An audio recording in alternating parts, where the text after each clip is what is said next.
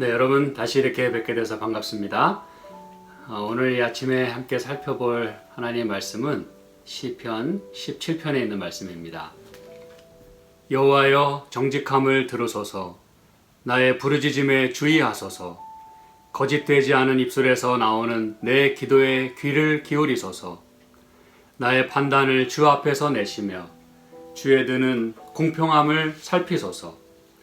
주께서 내 마음을 시험하시고 밤에 나를 권고하시며 나를 감찰하셨으나 흠을 찾지 못하셨으니 내가 결심하고 입으로 범죄치 아니하리이다. 사람의 행사로 논하면 나는 주의 입술에 말씀을 조차 스스로 삼가서 강포한 자의 길에 행치 아니하였사오며 나의 걸음이 주의 길을 굳게 지키고 실족지 아니하였나이다. 하나님이여 내게 응답하시겠는고로 내가 불렀사오니 귀를 기울여 내 말을 들으소서. 주께 피하는 자를 그 일어나 치는 자에게서 오른손으로 구원하시는 주여 주의 기이한 인자를 나타내소서. 나를 눈동자같이 지키시고 주의 날개 그늘 아래 감추사 나를 압제하는 악인과 나를 애워싼 극한 원수에게서 벗어나게 하소서. 저희가 자기 기름에 잠겼으며 그 입으로 교만이 말하나이다. 이제 우리의 걸어가는 것을 저희가 애워싸며 주목하고 땅에 넘어뜨리려 하나이다. 저는 그 움킨 것을 찢으려 하는 사자 같으며 은밀한 곳에 엎드린 젊은 사자 같으니이다. 여호와여 일어나 저를 대항하여 넘어뜨리시고 주의 칼로 악인에게서 나의 영혼을 구원하소서. 여호와여 금생에서 저희 분깃을 받은 세상 사람에게서 나를 주의 손으로 구하소서. 그는 주의 제물로 배를 채우심을 입고 자녀로 만족하고 그 남은 산업을 그 어린 아이들에게 유전하는 자니이다. 나는 의로운 중에 주의 얼굴을 보리니 깰 때에 주의 형상으로 만족하리이다. 아멘. 네, 이 시편 17편은 다윗이 역시 그의 정직함을 호소하면서 하나님께서 그의 모든 어려움들을 돌아보시고 또 변호해 달라고 그렇게 기도를 드리고 있습니다. 그리고 그가 결과적으로 얻게 되는 그런 하나님의 상급, 그 영생의 그런 소망을 마지막으로 그리고 있습니다. 여러분, 다윗이 생애하는 동안 참 많은 대적들이 일어나고 또 많은 어려움이 있었던 것 같습니다. 그래서 이 시편 곳곳에 우리가 그저 한 열 몇 편을 살펴봤습니다만 많은 경우에 하나님께 이렇게 많이 울부짖어요. 내 모든 형편을 돌아보세요. 근데 이 다윗은 우리가 살펴봤지만 한 가지 특이한 점은 내가 이렇게 억울하니까 나를 좀 변호해달라고 단지 이렇게 울부짖는 것이 아니라 항상 자기의 정직함과 의로움을 하나님께 호소합니다. 하나님 제가 할 만큼 다 했지 않습니까? 그렇죠? 사실 여러분 이렇게 하기가 참 쉽지 않아요. 왜냐하면 우리 자신을 저희가 잘 알기 때문에 그렇습니다. 어려워서 하나님의 도움이 필요하긴 한데 우리는 참 하나님께 나의 그 의로움을 이야기하기가 참 쉽지 않습니다. 그런데 이 다윗은 그의 그 정직함을 들어달라고 거짓되지 않은 입술에서 나오는 내 기도에 귀를 기울여 달라고 이야기를 합니다. 그럼 여러분 하나님께서는 이런 기도를 들어주실까요? 네, 성경에 의하면 반드시 그렇습니다. 항상 신원해 달라고 울부짖는 그 부르짖음에 하나님은 항상 대답하세요. 그리고 그 대답이 지금 이루어지는 것도 있겠지만 우리가 기다리고 마지막에 하나님의 응답을 기다려야 할 때가 있는 것입니다. 그러나 그분은 아무것도 안 하시는 게 아니라 당신의 하시는 일을 하고 계시는 거예요. 그동안 우리는 무엇을 해야 하는가를 우리는 또 다시 한번 주목하고 기억해야 될 필요가 있습니다. 내가 하나님께 내 형편을 돌아봐 달라고 기도하면서 나는 아무것도 안 하거나 또는 내가 대충 하거나 그것이 아니라 나는 여전히 나의 모든 전 인격을 통해서, 삶을 통해서 열심히 또 하나님의 말씀을 순종하며 살아가야 되는 것이죠. 여기 말씀한 것처럼 내 입에 거짓을 대지 않겠다고 그런 큰 결심을 가지고 여전히 우리는 살아야 되는 것입니다. 상대방이 나에게 악한 소리를 한다고 나도 같이 맞서면 똑같은 것이죠. 그렇죠? 그래서 우리가 이 마지막 시대를 살아가고 있지 않습니까? 그리고 성경 역시 이 마지막 모든 되어가는 일들과 또 그동안 예언했던 많은 것들이 이렇게 진행되어가는 모습을 저희가 보고 또 하나님께서는 이 때에 무슨 일을 하고 계시는지를 다 우리에게 보여주셨어요. 그래서 우리는 그런 모든 것들을 우리의 머릿속에 또 우리의 가슴속에 그런 것들을 큰 그림을 그리면서 우리는 생활해야 하는 것입니다. 지금 난 어디로 가고 있고 하나님께서는 지금 무슨 일을 하고 계시고 그리고 잠시 후에는 우리가 어떻게 될 것인가. 악인들이 판을 치는 걸 통해서 아이고 우리는 희망이 없다. 우리는 망했다. 이것이 아니고 분명히 악인들의 끝은 있고 하나님께서 그들을 반드시 심판할 것임을 성경은 말씀하고 있습니다. 자, 여러분 이렇게 성경의 흐름은 항상 일정합니다. 말씀하고자 하는 게 다 같은 말씀을 하고 있어요. 그렇죠? 처음부터 끝까지 또 모든 예언서든 선지서든 또 이 시편마저도 이런 모든 것들을 큰 그림을 항상 우리에게 보여주고 있습니다. 근데 여러분 제가 이제 이 큰 그림을 먼저 여러분에게 말씀을 드리면서 이 마지막은 항상 그 부활의 소망, 그렇죠? 다시 우리가 만족하게 되는 그러한 결론을 맺게 되는데 이런 큰 그림을 말씀드리면서 제가 한 가지 여러분에게 숨은 그림 찾기처럼 하나를 여러분에게 말씀드리겠어요. 우리가 이제 말씀을 살펴보면서 우리의 삶의 여정이 이렇게 큰 그림을 제가 그려드렸어요. 그렇죠? 지금 우리가 어느 시대에 살고 있고 하나님은 어떤 일을 하고 계시고 그런데 이 과정 속에 또 하나의 패턴이 들어있어요. 그것이 민족적인 것이 될 수도 있고 개인적인 것이 될 수도 있습니다. 제가 이제 힌트를 하나씩 드리고 있어요. 그래서 지금 우리가 하늘까지 가는 그 여정 가운데 어떠한 패턴이 또 이 안에 들어있을까? 그거를 한번 이렇게 생각하면서 저와 함께 한번 또 말씀을 나누도록 하겠습니다.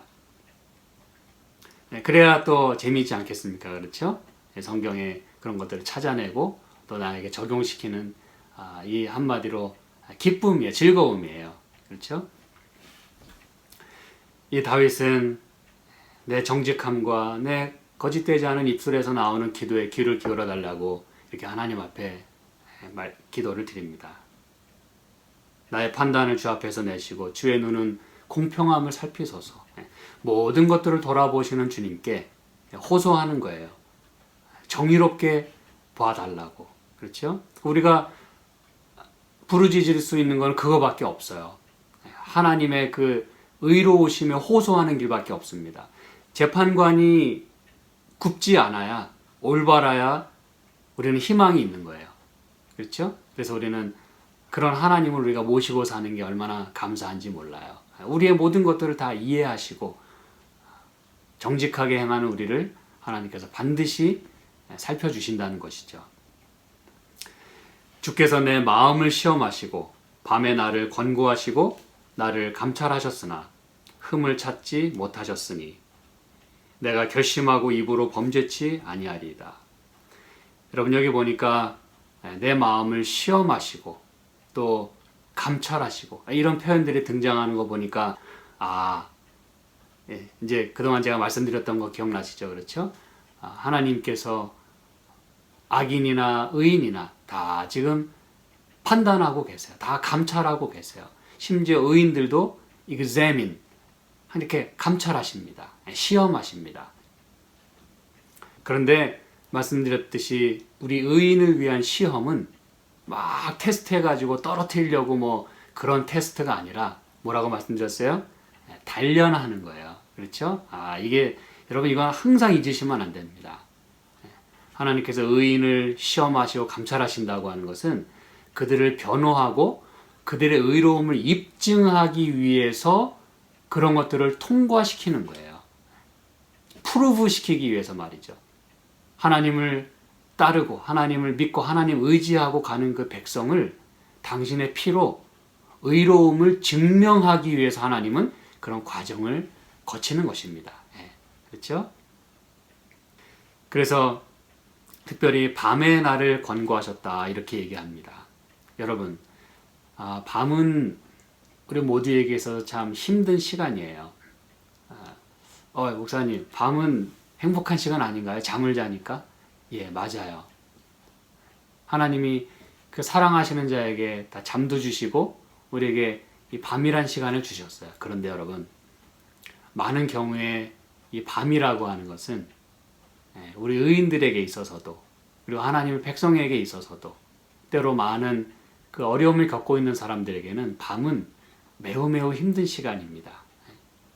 그 밤의 시간을 우리가 통과한다는 것은 참 어떻게 보면 너무너무 고통스러운 일일 수 있어요. 밤에 찾아오는 그 두려움도 있고 또 밤을 어떻게 보내나 그런 그 아픔을 가지고 육신의 아픔일 수도 있고 마음의 아픔일 수도 있고 이 밤을 통과하는 게 너무너무 힘들어요. 그런데 우리 하나님께서는 이 성경 말씀에 밤에 나를 권고하신다 그랬어요. 이건 여러분 하나님께서 단지 우리를 막 이렇게 막 살펴보고 잘못한 거 찾고 잘하나 못하나를 검사하는 그런 하나님이 아니라 그분이 하실 일을 하시는 거예요. 그런데 그 과정 속에 있는 그 힘든 중에 있는 그 모든 과정을 거치고 있는 불순물이 떨어져 나가면서 이렇게 단련되는 그래서 실제로 여기 권고한다 그리고 감찰한다 이 말은 그 단어 자체가 refine 한다는 뜻이에요. 정제, 단련 그 풀무불에 들어가는 그 refiner's fire 그거를 말해주고 있어요. 그러니 여러분 얼마나 우리가 아무리 이게 옳은 일이고 또 고마운 일이라도 힘든 일이 아니겠습니까? 그렇죠? 근데 하나님은 그 가장 힘든 시간에 여기 보면 나를 권고하시고 그랬어요. 나를 찾아오시고 visit 하신다는 뜻이죠. visit. 우리를 방문하신다는 거예요. 언제요? 그 가장 고통스러운 밤 시간에 말이죠. 여러분이 울부짖는 그 기도는요. 저는 분명히 확신하고 저는 그것이 무엇인지 압니다. 우리가 밤에 울부짖잖아요. 하나님 꼭 들어주십니다, 여러분. 근데 여러분 또 경험을 통해서 아실 거예요. 그렇죠? 밤이 고통스럽지만 그 밤에 하나님께 울부짖을 때 하나님은 꼭 우리를 찾아오시고 아픔도 어루만져 주시고 마음을 달래주시는 것을 우리는 잘 압니다. 참 고마운 하나님이죠. 그렇죠? 어쨌든 이런 과정을 거치면서 시편 11편 저희가 살펴볼 때도 그렇죠. 하나님께서는 이 일을 가장 센터에서 가장 그 중심 사상 가운데 하나님께서 우리를 그렇게 살피시고 돌보신다고 말씀을 하고 있습니다. 그렇죠? 그때에 우리가 해야 될 일은 뭐냐 이거예요. 다시 말씀드리지만 그렇죠? 하나님이 하나님의 일을 하시는 동안 우리의 아픔을 토로하는 동안 우리가 해야 되는 일은 결심하고 입으로 범죄치 않는 것입니다. 아무리 속상해도 누군가 나를 해하려 하고 거짓 고소하고 그때라도 우리는 입으로 범죄치 말아야 되겠습니다. 이게 바로 대속죄의 기간을 보내고 있는 오늘 우리의 그 시간, 그렇죠? 은혜의 시기를 보내고 있는 이 시간에 우리가 해야 되는 일이라 이것입니다, 여러분. 하나님은 하나님의 일을 하세요, 지금. 우리의 어려움들을 돌아보시고 다 단련하는 과정에 있어요. 다 심판하십니다. 사람의 행사로 논하면 나는 주의 입술의 말씀을 조차 스스로 삼가서 강포한 자의 길에 행치 아니하였사오며. 그렇습니다, 여러분. 이래야 되는 거예요. 사람의 행사로 논하면 나는 강포한 자의 길에 가지 않았습니다. 이것이죠. 이게 한 가지 또 볼 것은 3절에 주께서 내 마음을 시험하신다 그랬어요. 그런데도 다윗은 떳떳했어요. 하나님 제 동기를 아시죠? 제 마음 아시죠? 다 테스트해 주세요. 그러면서 4절에 사람의 행사로 논하면, 이것은 마음과는 또 대조적으로 우리의 손으로 하는 모든 일을 말하는 것입니다. 근데 마음이나 우리의 행동이나 주의 말씀을 조차 스스로 삼갔다 그랬어요. 이게 여러분 대속죄의 기간을 보내는 그런 백성의 하는 일이라고 이 레위기서 다 말씀하고 있는 것입니다, 여러분. 오늘 우리의 삶이 되어야 된다는 것이에요. 큰 그림을 여러분이 항상 놓치시면 안 됩니다. 그러면서 강포한 자의 길에 행치 아니하였다고 하면서 5절 나의 걸음이 그 대신에 주의 길을 굳게 지키고 실족지 아니하였나이다 그랬어요. 여기 두 가지 길이 또 나옵니다. 하나는 강포한 자의 길, 또 하나는 주의 길. 우리는 이것이 무엇인지 시편 1편에서 다 확인을 했습니다. 그렇죠? 두 가지 트랙이 있습니다. 우리는 중간 노선이 없어요. 중간 트랙은 없습니다, 여러분. 우리는 이 길을 걷든지 저 길을 걷든지 둘 중에 하나 걷고 있어요. 여러분이 지금 안 걷고 있는 게 아니잖아요. 지금 걷고 있잖아요. 그렇죠? 여러분의 삶을 살아가잖아요. 그런데 그것은 두 가지 중에 하나라는 것입니다. 나는 강포한 자의 길을 걷는지 아니면 주의 길을 걷는지 말이죠. 하나님이여 내게 응답하시겠는고로 내가 불렀사오니 귀를 기울여 내 말을 들으소서.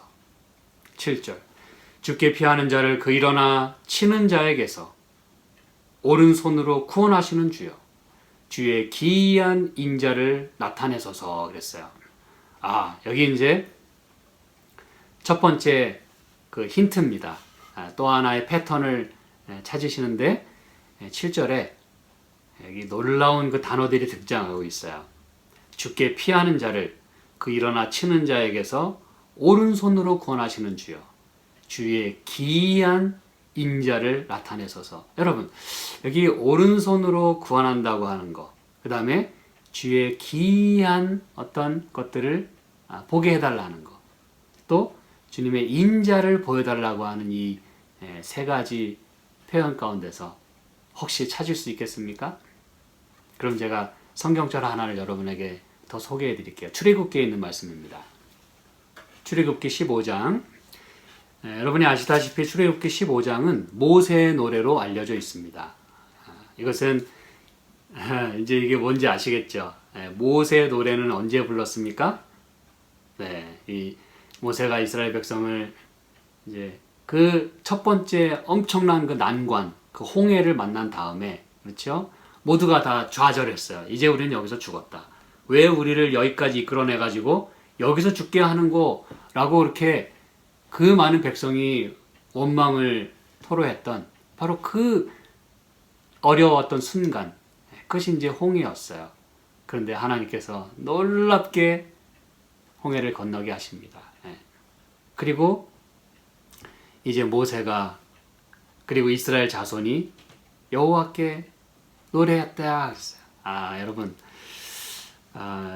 그래서 이것은 애굽에서 탈출하고, 다시 말하면 애굽의 노예로부터 해방되고, 한마디로 구원받고, 그리고 이제 감사의 노래, 구원의 노래를 부르는 거예요. 근데 이 가운데 11절에 있는 말씀을 봅니다. 여기 앞에 이제 뭐 다 이렇게 열거를 합니다. 바로가 쫓아왔고 병거가 쫓아왔는데 다 이렇게 물로 다 이렇게 잠기게 하시고, 그런 노래 쭉 하면서 여호와여 신중에 주와 같은 자 누구니이까 주와 같이 거룩함에 영광스러우며 찬송할 만한 위엄이 있으며 기이한 일을 행하는 자 누구니까 그랬어요. 여기 이제 그 단어가 등장합니다. 기이한. 그렇죠. 다윗이 노래한 기이한 인자. 그 기이한. 그래서 여러분 이 성경 가운데 보면 이 기이하다라고 하는 표현은 주로 출애굽과 관련돼서 많이 사용이 됩니다. 왜냐하면 그건 진짜 놀라운 일이거든요. 진짜 기이한 일이거든요. 전무후무한, 그렇죠? 놀라운 일입니다. 기이한 일을 행하는 자 누구니까? 주께서 뭘 드신즉? 오른손을 드신즉 땅이 그들을 삼켰나이다. 아, 여기 또 오른손이 등장해요. 그렇죠? 오른손으로 나를 구원해 달라고 다윗이 기도를 했어요. 주께서 그 구속하신 백성을 은혜로 인도하시되, 요 은혜라는 단어, 여기 이제 인자하다는 말입니다. 여기 아까 시편 17편에 있는 그 표현대로라면 그 인자, 기이한 인자를 나타내셔서 인자입니다. 그 인자가 혹시 제가 뭐라고 말씀드렸는지 기억하십니까? 언어로? 헤세드, 헤세드. 그렇죠? 하나님의 성실하심, 신실하심, 자비하심, 인자하심, 사랑하심, 은혜로우심, 다 그게 그 헤세드 속에 들어있어요. 그래서 여기 그 은혜로 인도하시되 요 말이 주의 인자하심으로 그 뜻입니다, 여러분. 그 헤세드입니다. 그래서 주의 힘으로 그들을 주의 성결한 처소에 들어가게 하시나이다. 아, 그럼 제가 이제 확실한 힌트를 드렸어요. 여러분, 우리가 살아가는 그 삶의 패턴 가운데 하나님께서 보여주신 큰 그림, 그렇죠? 하나님이 이런 일을 하시고 우리는 어떤 삶을 살아야 될 것인가를 말씀하는 가운데 또 하나의 패턴, 그것은 바로 우리의 삶이 마치 애굽에서 나와서 가나안으로 가는 그 여정 가운데 우리가 있다고 하는 사실입니다, 여러분. 그러면 이제 이 시편 17편이 조금 더 우리에게 좀 더 가깝게 와닿게 될 거예요. 아, 하나님께서 우리를 인도하시고 구원하시는 것이 그렇게 이스라엘 백성을 애굽에서 끌어내어서 가나안까지 인도하시는 그 여정과 같이 우리를 그렇게 인도하시는구나. 그런 걸 우리가 확인할 수 있습니다. 다시 말하면 다윗은 자기의 그 힘든 가운데 하나님께 뭘 기도하고 있는 거예요? 그 출애굽의 역사가 나에게도 일어나게 해달라고 기도하고 있는 거예요. 하나님, 저도 그렇게 좀 구원해 주세요. 주의 오른손으로 기이한 일을 당신의 인자하심으로 나를 그렇게 인도해 주세요. 제가 지금 너무 어렵습니다. 뒤에서는 애굽의 병거가 쫓아오고 있는 것 같고 앞에는 홍해가 막힌 것 같습니다. 어떻게 해야 됩니까? 바로 그것이죠. 자, 그래서 이 다윗이 그렇게 8절에 기도합니다. 나를 눈동자같이 지키시고 주의 날개 그늘 아래 감추사 나를 압제하는 악인과 나를 에워싼 극한 원수에게서 벗어나게 하소서. 지금 이 상황을 아시겠죠? 지금 둘러싸여 있는 거예요. 진퇴양난이라고 하죠. 그렇죠? 그런 가운데서 나를 인도해 달라고 하는 것인데 특별히 여기 다윗은 놀라운 기도를 드립니다. 나를 뭐와 같이 지켜달라고 기도를 해요? 눈동자같이 지켜달라고 기도를 합니다. 다윗은 이 시편에 여러 군데에 눈동자같이 지키신다. 그리고 특별히 주의 날개 그늘 아래 나를 감춰달라고 하는 그 기도를 많이 드립니다. 그게 다 이유가 있어요. 왜냐하면 그래야만 살 수 있기 때문에 그렇습니다, 여러분. 어렵지 않아요. 하나님께 우리가 피하고 그분의 날개 아래 숨어야 우리는 살 수 있어요.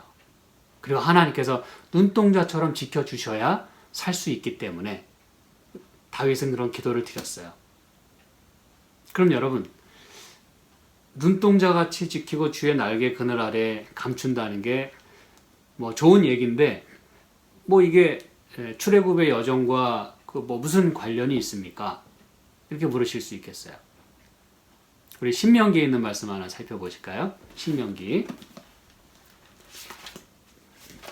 32장 10절입니다. 여호와께서 그를 황무지에서 짐승의 부르짖는 광야에서 만나시고 호위하시며 보호하시며 자기 뭐와 같이 눈동자같이 지키셨도다 그랬어요. 여러분 여기 보니까 아까 우리 시편 17편에 이 다윗이 그렇게 기도하죠. 예를 들어 12절에 보면은 그러니까 11절에 우리 걸어가는 것을 저희가 애워싸고 그리고 12절에 움킨 것을 찢으려 하는 사자같이 젊은 사자같이 엎드려서 우리를 삼키려고 한다. 그런 기도를 드렸지 않습니까? 여기 지금 하나님 뭐라고 말씀하시냐면 모세의 노래 가운데 여호와께서 그는 누굽니까? 9절에 여호와의 분깃은 자기 백성이라 그랬어요. 이 백성을 가리키는 거예요. 하나님 백성. 여호와께서 그 백성을 황무지에서 그리고 짐승의 부르짖는 광야에서 만나시고 그랬어요. 여러분 광야는 단지 황무지일 뿐만 아니라 살 수 없는 곳일 뿐만 아니라 잠자는 게 어렵고 먹는 게 어려울 뿐만 아니라 짐승의 위협이 있다는 것 또한 우리가 기억해야 합니다. 짐승의 위협. 원수가 사자같이 우리를 삼키려고 하는 그 광야. 이제 이게 여러분 무슨 이야기, 무슨 상황인지 아시겠죠? 애굽에서 나왔어도 홍해를 만나야 되고 광야를 거쳐야 돼요. 그러지 않고는 가나안으로 갈 수가 없습니다. 이게 여러분 신앙의 여정이고 이게 인생의 여정이에요. 우린 그렇게 울부짖습니다. 하나님, 왜 이렇게 하나님 백성이 고난을 당하고 왜 이렇게 하나님 믿는 게 힘이 들고 그럽니까? 예, 힘들어요. 왜? 광야를 지나야 되니까. 답은 분명합니다. 너무 어려워하지 마세요. 괜히 그 관념적으로만 묻는 사람이 있어요. 하나님이 살아계시면 뭐 이렇게 왜 어려움이 있어야 되냐고. 여러분, 그건 우리가 광야를 지나기 때문에 힘든 거예요. 짐승이 울부짖기 때문에 힘든 거예요. 간단합니다. 그러므로 여러분, 왜 힘든가에 대해서 너무 얘기하지 마세요. 그러는 대신에 그냥 하나님께 울부짖으세요. 기도하세요, 그냥. 저를 이 출애굽의 역사를 나에게서도 좀 보여달라고. 나도 그렇게 인도해달라고 기도하면 되는 겁니다. 눈동자같이 지켜달라고만 기도하면 돼요. 왜? 이런 거를 피할 수가 없으니까. 무슨 얘기인지 아시겠죠? 우리가 광야를 안 지나갈 수가 없어요. 이 인생을 이렇게 이 세상에서 안 살 수가 없어요. 어쩔 수 없어요. 그러는 가운데 우리의 기도는 왜 이게 아니라 나를 눈동자같이 지켜주세요. 이런 기도가 되어야 되는 거예요. 그럼 여러분, 눈동자같이 지킨다는 게 무슨 말입니까? 뭐 눈동자는 이 눈이 이렇게 눈꺼풀이 깜빡깜빡 하면서 눈동자를 지켜주잖아요. 그렇죠? 물론 그런 기본적인 의미가 있겠어요. 눈동자처럼 지킨다는 건 아주 가장 소중한 거를 지킨다는 거잖아요. 다치지 않게. 그렇죠? 눈꺼풀이 하루에도 엄청난 숫자로 이렇게 껌뻑이는 것은 이걸 지키기 위한 거예요. 근데 그 가운데 여러분, 눈 안에 뭐가 있는지 아십니까? 혹시 들어보셨을지는 모르겠습니다만 눈동자잖아요. 그렇죠? 그 한문이 뭘까요? 눈은 뭐 우리말이라 할지라도 동자가 뭐죠? 그건 어린 아이입니다. 동자. 우리가 동자승이라고 뭐 이렇게 많이 얘기하잖아요. 눈동자라는 말은 눈 안에 동자가 있다는 거예요.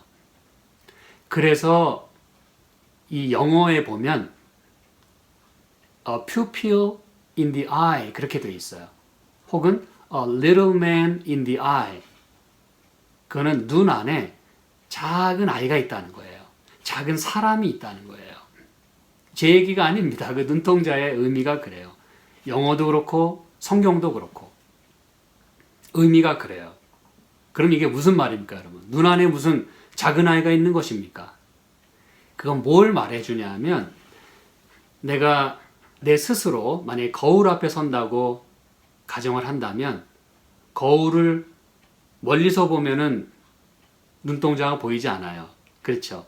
근데 가까이서 보면 내 눈동자가 보이는데 눈동자가 보인다는 말 자체가 그 눈 안에서 누구를 보는 거예요? 작은 아이를 보는 거예요. 여러분이 거울을 가까이 이렇게 여러분의 눈을 쳐다보시면 그 안에 누가 있어요? 여러분이 있어요. 무슨 얘기인지 아시겠죠? 여러분의 모습이 그 눈 안에 작은 아이처럼 들어가 있어요.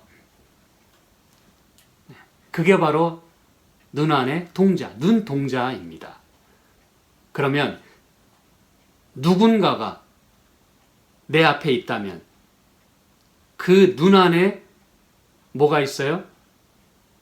거울 앞에서 내가 내 눈을 바라봤을 때 그 안에 작은 동자, 눈동자를 볼 수 있듯이 하나님이여 나를 당신의 눈동자처럼 지켜주세요 라고 하는 말은 하나님의 눈 안에 비치는 하나님의 눈 속에 있는 바로 나 자신, 나를 지켜달라고 하는 그러한 기도인 것입니다, 여러분. 이해하시겠죠? 그래서 이 눈동자 같이 지켜달라고 하는 이 말은 참으로 가까운 기도예요. 매우 매우 친밀한 기도입니다. 물론 이 눈꺼풀이 우리의 이 눈동자를 지키기 위해서 수없이 깜빡거려요. 그건 바로 그 안에 있는 바로 나를 지키기 위해서 깜빡이는 것입니다. 하나님은 우리를 눈동자같이 지켜주신다는 그 말씀은 바로 당신의 눈 안에 있는 그만큼 우리와 가까이서 바라볼 때 그 동자가 보일 수 있는 거거든요. 그렇죠? 멀리서는 안 보입니다. 내가 내 눈과 하나님의 눈이 아주 가까이 있을 때 그분의 눈에 비치는 그 동자, 눈동자. 하나님의 눈동자는 바로 나예요. 무슨 얘기인지 아시겠습니까, 여러분? 하나님의 눈동자는 바로 나입니다. 그걸 지켜달라는 거예요. 눈동자같이 지켜달라는 거예요.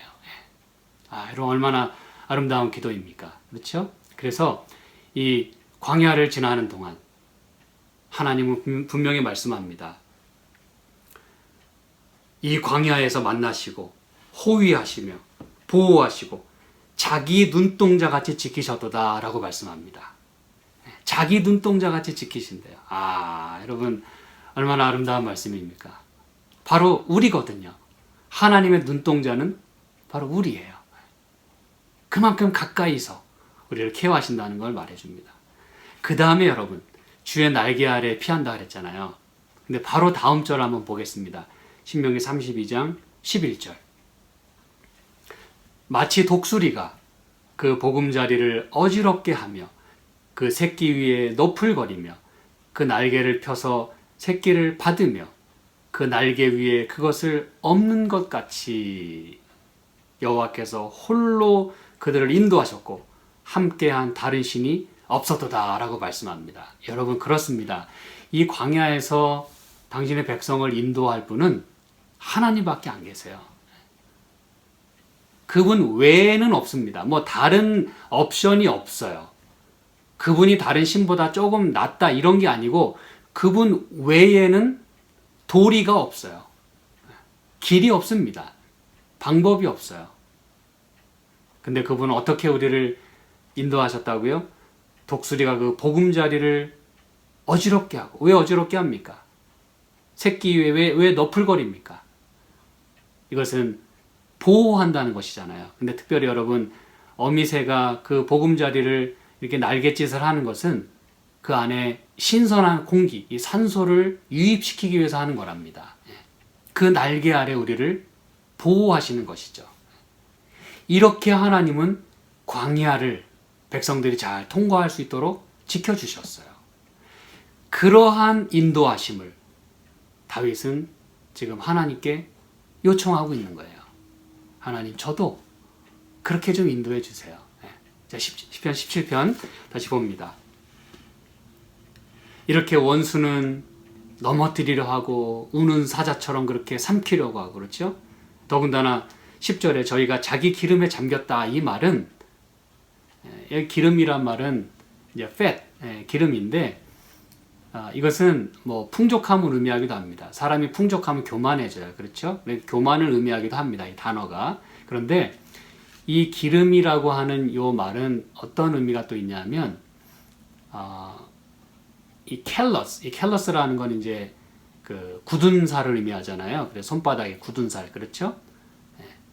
바로 그것입니다. 굳어지는 거예요. 사람이 욕심이 생기고, 그렇죠? 기름졌다 그 말은 이렇게 이제 욕심 부린다 그런 의미로 우리가 많이 이해하지 않습니까? 그렇죠? 그런데 그렇게 하다 보니까 무뎌지고 무감각해지고 굳어져요. 굳어지니까 여러분 돌아볼 수가 없는 거예요. 자기밖에 모르는 거예요.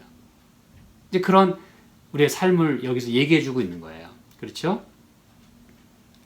그러면서 13절 여호와여 일어나 저를 대항하여 넘어뜨리시고 주의 칼로 악인에게서 나의 영혼을 구원하소서. 14절 여호와여 금생에서 저희 분깃을 받은 세상 사람에게서 나를 주의 손으로 구하소서.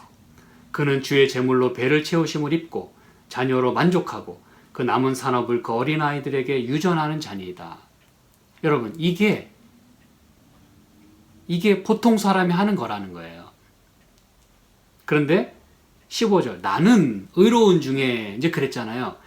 이 말은 지금 이렇게 금생에서 지금 우리가 사는 이 세상에서 우리의 삶 가운데서 저희 분깃을 받고 또 주의 제물로 배를 채우심을 입고 자녀로 만족하고 남은 산업을 어린아이들에게 그 자녀들에게 유전하는 그 일이 나는 의로운데 그렇지 않은 사람들이 그렇게 한다고 하는 것을 말해주는 거예요. 이 말은 자기 자녀를 뭐 사랑해서 재산을 물려주고 그게 잘못됐다는 게 아니라 문제는 그것밖에 모른다는 것을 지금 여기 지적하고 있는 거예요.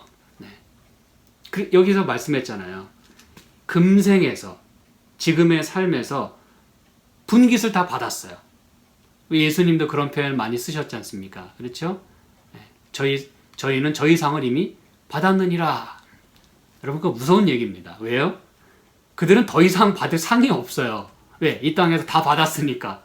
그 말은 이 땅에서의 삶이 전부인 줄 알고 여기에 모든 걸 투자하고 그것밖에 모르는 사람을 일컫는 것입니다. 하나님 없이 살아가는 사람을 말하는 거예요. 하나님 외에 이 땅의 것으로 모든 걸 다 배불리는 거예요. 아이고 따뜻하다 배부르다 그리고 만족하는 거예요. 그들은 그들의 상을 이 땅에서 이미 다 받은 것입니다. 그리고 남은 돌아보지 않고 자기 자녀 이 지금 그거 얘기하고 있는 거예요. 마음이 굳어진 사람들을 여기 지금 얘기하고 있는 거예요. 배불리 먹으면 그게 다예요. 그리고 여기서 뭔가 얻으려는 걸 얻으면 그걸로 다 만족하는 거. 와, 나는 이제 다 했어. 마치 그 곳간에 먹을 걸 다 채워 넣는 그런 사람과 같은 것이죠. 뭐는 모르고 오늘 밤에 영혼을 찾으실 수 있다는 것을 모르고 말이죠. 자녀로 만족하고. 이게 뭐 잘못됐나요? 아니요. 하나님은 자녀가 잘 되는 걸 바라시고 자녀로 인해서 만족하는 걸 원하세요. 그런데 그게 일생의 목표가 된다면, 그게 삶의 최우선이 된다면 그게 문제라는 것입니다. 무슨 얘기인지 아시겠죠? 그러나 나는 의로운 중에 주의 얼굴을 보리니 깰 때에 주의 형상으로 만족하리이다. 지금 여기서 이 다윗은 깰 때에 주의 형상으로 만족하겠다 이 말을 하면서 이거는 부활 용어입니다, 여러분. 무슨 용어라고요? 부활. 그래서 다윗은 비록 금생에서 이 생에서 모든 것들을 다 누리지 못한다 할지라도, 그렇죠?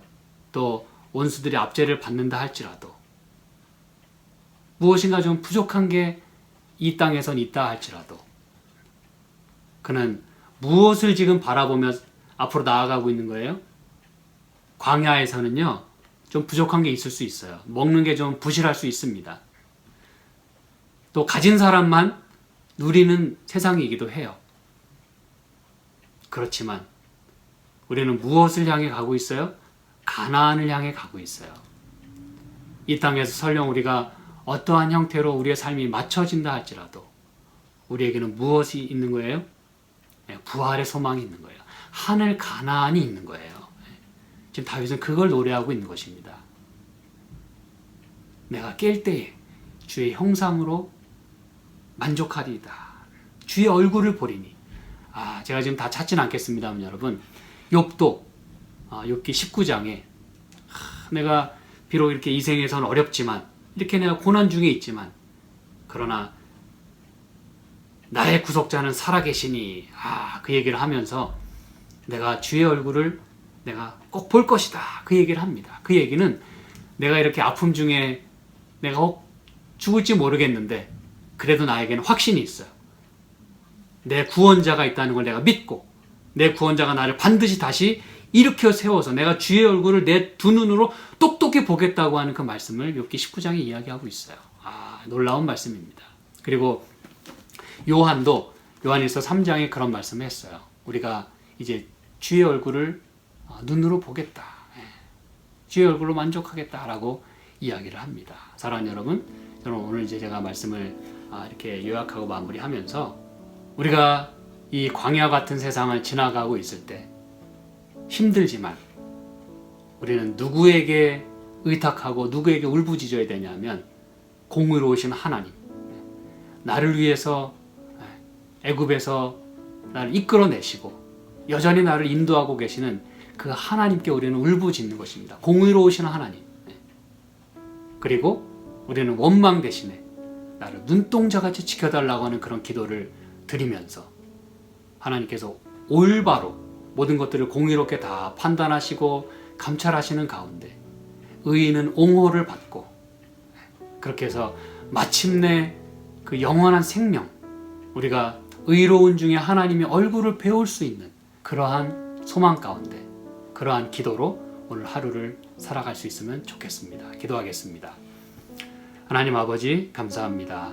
오늘 하루를 사는 동안에 이 땅에서의 생이 우리의 전부라고 생각지 않게 하시고 하늘이 있음을 저희가 생각하며 하늘을 바라보며 주님을 바라보며 주의 얼굴을 우리가 눈과 눈을 마주하여 실제로 볼 수 있는 그때가 올 때까지 잘 견딜 수 있도록 축복하여 주시옵소서. 예수님의 이름으로 기도합니다. 아멘.